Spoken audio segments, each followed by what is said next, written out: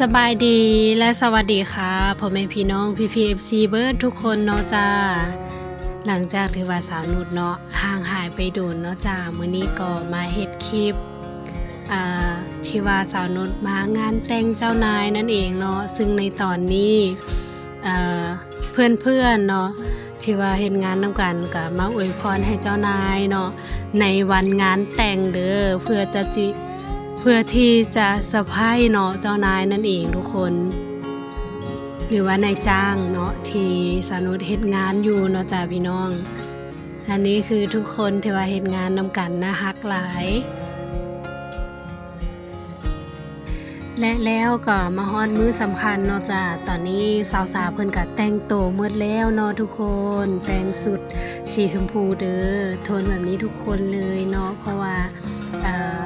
ทุกคนก็แต่งหน้าสไตล์ตัวเองเนาะจ้าบ่มีช่างแต่งหน้าเด้อคือแต่งกันเองเนาะแต่งไผแต่งมันเนาะหลังจากที่ว่าแต่งหน้าแต่งตัวแล้วเนาะแล้วก็มาถ่ายรูปรวมกับเจ้าบ่าวเจ้าสาวเนาะจ้าอยู่ภายในโรงแรมนี่แหละที่ว่าเพิ่นมาจัดงานนั่นเองเนาะช่างภาพก็มีหลายคนแฮงอันนี้คือเพื่อนเจ้าสาวเนาะจ้าแล้วก็อันนี้คือเพื่อนร่วมงานของสาวนุชนั่นเองทุกคน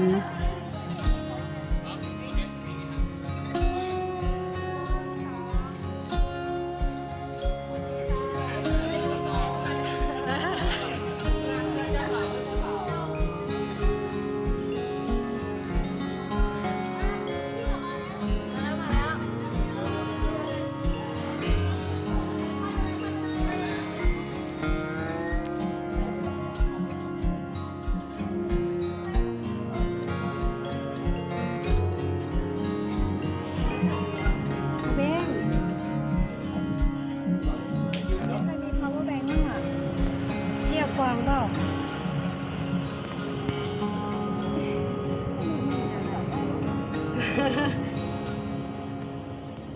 ไปไหนกันคะ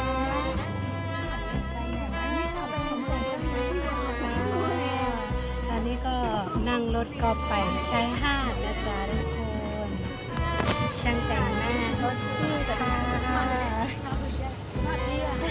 เต็มคันรถเลยจ้า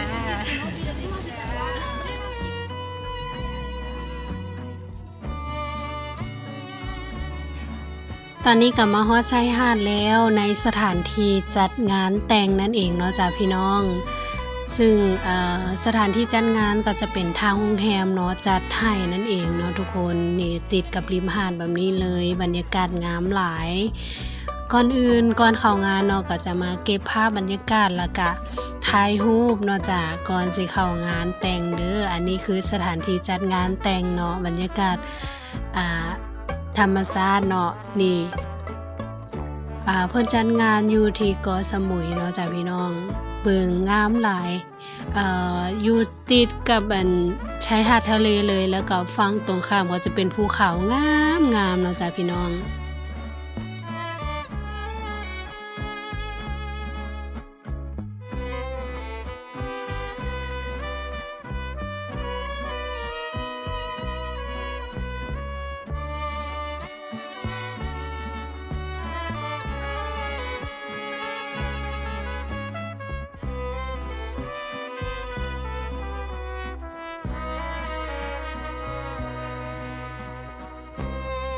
ตอนนี้ก็ได้เรื่องงามยามดีแล้วเจ้าบ่าวเจ้าสาวเพิ่นก็มาแล้วเนาะจ้าอุ้ยงามหลายทุกคนยินดีกับเพื่อนนำเด้อเนาะบรรยากาศแบบนี้เพิ่นเป็นผู้หญิงที่โชคดีหลายเนาะทุกคนจัดงานแต่งแบบว่าเรียบง่ายเนาะแล้วก็สบายจัดอยู่เกาะสมุยเนาะทุกคนวิวโคตรงามเลยแล้วก็ติดริมหาดอีกเนาะงามแฮงทุกคน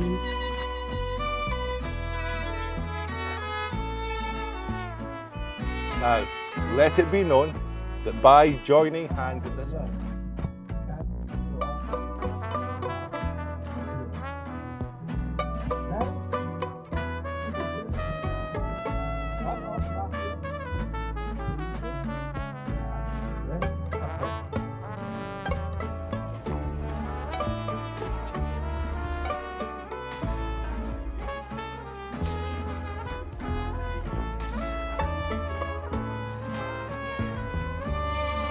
อนนี้เจ้าบ่าวเจ้าสาวก็สวมแหว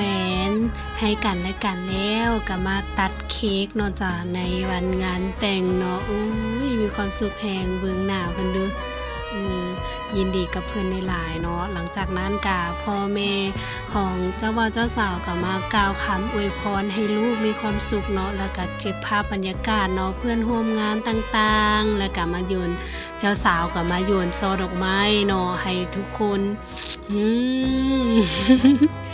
แย่งกันได้เนาะช่อดอกไม้บรรยากาศอบอุ่นเนาะมีความสุขกับเพื่อนหลายๆ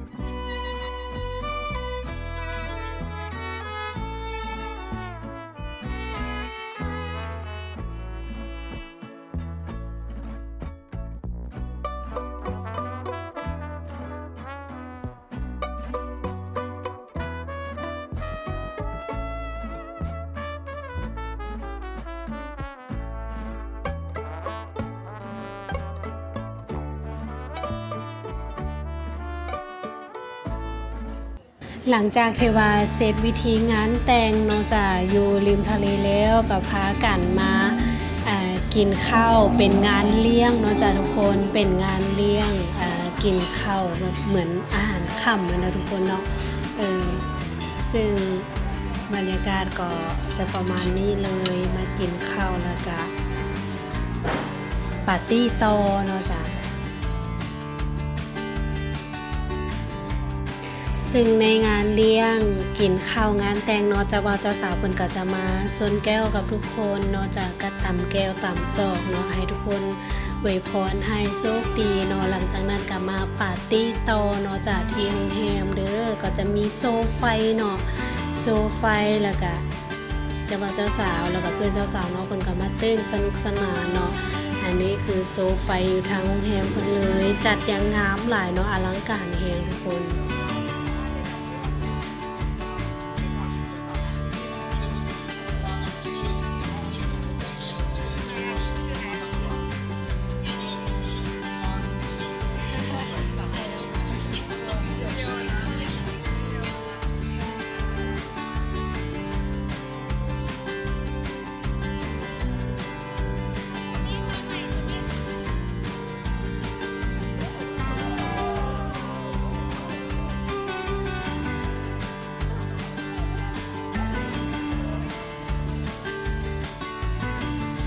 เสร็จแล้วกลับมาเบิ่งบรรยากาศสาวๆเนาะจ้ะในงานปาร์ตี้หรือปาร์ตี้งานแต่งเนาะจ้ะทุกคนตอนนี้ก็เสร็จงานแต่งที่เรียบร้อยแล้วเนาะก็พากันมาปาร์ตี้กันต่อเนาะจ้ะเจ้าบ่าวเจ้าสาวคือแฮปปี้แฮงมื้อนี้ขอให้เพิ่นมีความสุขในการใช้ชีวิตคู่เด้อขอให้สุขดีเนาะมื้อนี้ก็สนุกสนานเต็มที่เลยเพิ่นว่าแล้วก็หมู่ๆเพิ่นก็เพื่อนๆเนาะเพิ่นเข้ามาปาร์ตี้กันส นุกสนาน อันนี้คือหมู่เจ้าบ่าวเจ้าสาวเนาะแล้วก็เพื่อนร่วมงานต่างๆสนุกแฮงทุกคน